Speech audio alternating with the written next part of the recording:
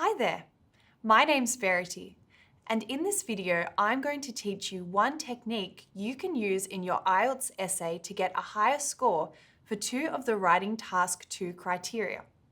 Specifically, I'm going to show you how to write a really effective conclusion to your body paragraphs, which are these sentences here.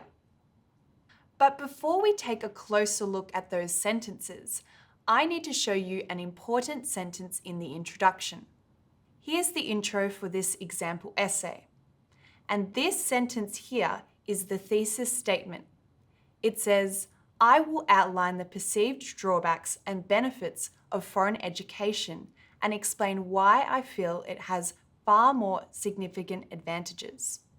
So in this essay, the writer is answering a question that asks them to look at the advantages and disadvantages and pick a side. Clearly, the writer believes it has more advantages. So let's now take a detailed look at the student's first body paragraph. The topic sentence is great. The drawback of it being very expensive cannot be overlooked. All right, so this first sentence is saying that being expensive is a problem. Then, the writer extends the idea very well. It says the majority of foreign universities have not only high course fees, but are also expensive accommodation and other amenities, which together leads to soaring high-priced education. So the writer has shown the problem of the cost. Then they give an example. It says, for example, a business administration course at London University would cost 20 times the same course at Islamabad University in Pakistan. Therefore, the hefty cost of the course in foreign countries is the major drawback of education there. That paragraph wasn't bad. The writer provided an idea. They've extended it, and then they've put this last sentence that reminds you of their main idea. But can we do it a little bit better? Let's take a look. So I'm going to replace this final sentence with the new one. It says, the greater cost, the more financial stress is placed on the student and possibly even the family. If we see that the first part of my new sentence, the greater cost, that echoes back to the first sentence, the drawback of it being very expensive cannot be overlooked. In a way, I've repeated or echoed the idea of the first sentence. And then I make the final point. It will create more financial stress on the student and the family. Here I haven't just repeated the idea, but I've made the final point. This will put financial stress on the family. You'll even see, if I look at the original sentence, a major drawback of education, hefty cost.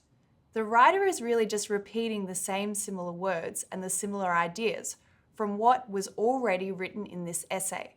With the new sentence, there's a wider range of vocabulary and wider range of ideas.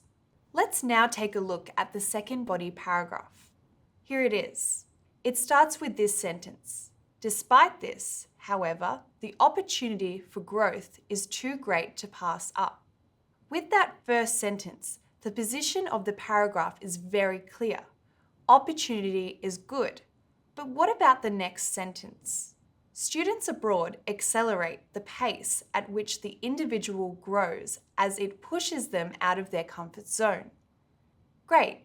The next sentence is an example. For example, students have to maintain a striking balance between work, education, and social life, which helps them adapt to different circumstances of their life faster as compared to their fellow students back home. Students unleash their hidden talents when they are subjected to unknown situations and obstacles. This should help them overcome any financial obstacle they face as a result of the cost incurred. And then we have the final sentence, which says, clearly students experience more growth when they study overseas. Again, nothing wrong here with this, but let's take a look at another sentence which is going to add a little bit more range in grammatical structures and perhaps conclude the idea a little bit more clearly instead of just repeating the main idea. So here, I've got it written, the more students grow, the better equipped they will be to handle adversity. Again, I've echoed the idea that growth is important. It's echoing the first sentence of this paragraph without repeating it. And finally, I've summarized the rest of the paragraph by explaining how it's handling adversity. Okay, now that we've had a look at 2 examples of how to end your body paragraphs, I want to teach you the grammar behind writing an effective body paragraph conclusion. If you want, you can download a free PDF which will provide you with a detailed explanation of the grammar we're about to look at. Just click the link in the description. So the grammar structure I used in those 2 examples we saw earlier is called Correlative Comparative. Let me show you a few examples and we can deconstruct how grammar works. So here's a sentence. The more we practice, the easier it gets. So we have the more plus subject verb, we practice. Then we have a comma. Then the next part, the easier it gets. You have the comparative adjective easier and then the subject verb it gets. The use is quite straightforward, but to get it accurate is going to require practice. Here's another example. The older we get, the easier it becomes to incorporate new information. In this case, we've turned it around. We've started with the older we get, comparative adjective, and the subject verb, and then comparative adjective, the easier it becomes. There are a lot of ways you can put this sentence together. So let's take a look at a few more examples. The more governments invest in education now, the greater the rewards they will reap in the future. The more we invest in space travel, the greater potential for technological advances there will be. The greater cost, the greater financial stress is to the student or the family. The harder the task is, the more one can learn from it. The less governments invest in education, the harder it will be to compete economically.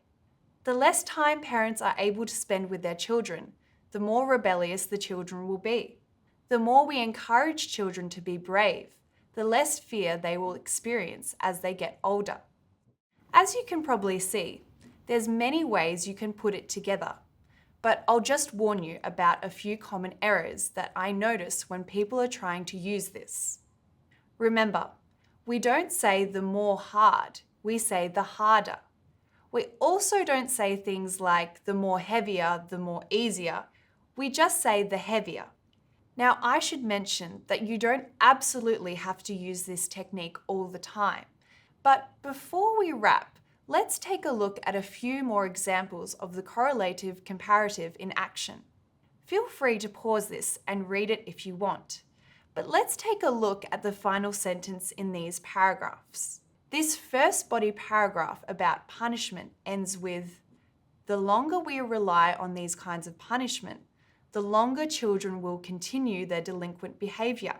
In the second body paragraph, it says, the more carefully we consider how we discipline children, the brighter the futures they will have. As I said, you don't have to use the correlative comparative at the end of every body paragraph. It's just one way to help you extend ideas, conclude ideas, and use a wider range of grammar. Even just using it once could make a difference. And of course, you can use it anywhere you want. You don't have to just use it at the end of a paragraph. You could use it in the middle of a paragraph. You could use it as the second sentence of your paragraph. There's many ways that you can use it. Just remember, as with all of the parts of the IELTS test, this is something you need to practice.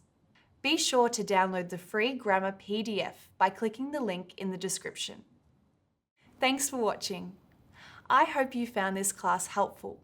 Remember, the more you watch E2 videos, the more prepared you will be. Good luck.